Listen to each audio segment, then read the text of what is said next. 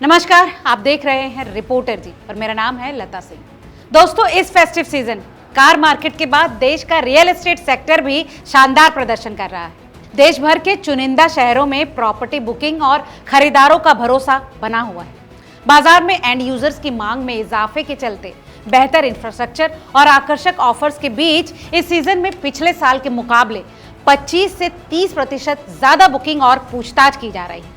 दोस्तों, आपको जानकर हैरानी होगी कि एनसीआर में रियल एस्टेट हब के तौर पर उभर रहा गुरुग्राम इस बाजार की तेजी को लीड कर रहा है। और कमाल की बात तो यह है कि एनसीआर में रेजिडेंशियल और कमर्शियल दोनों सेगमेंट में तेजी देखने को मिल रही है।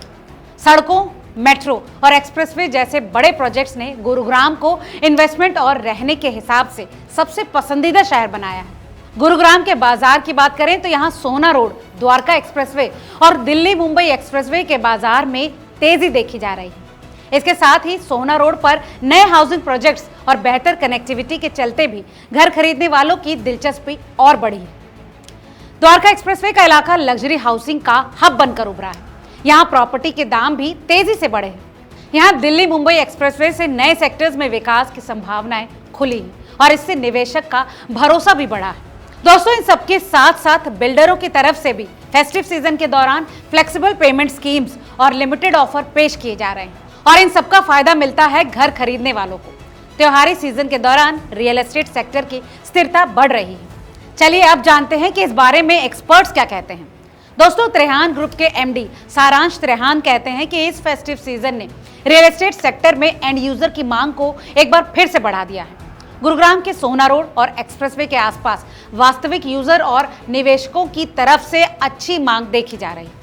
बेहतर कनेक्टिविटी और मॉडर्न सुविधाओं के साथ ये शहर तेजी से आगे बढ़ रहा है। वहीं गंगा रियलिटी के एग्जीक्यूटिव डायरेक्टर नीरज मिश्रा कहते हैं, इस सीजन में खरीदारों का उत्साह साफ तौर पर दिखाई दे रहा है। आज ग्राहक समझदार हो चुका है और वो ऐसे प्रोजेक्ट्स चुन रहा है जो कनेक्टिविटी के साथ साथ सुविधाएं भी ऑफर कर रहा है।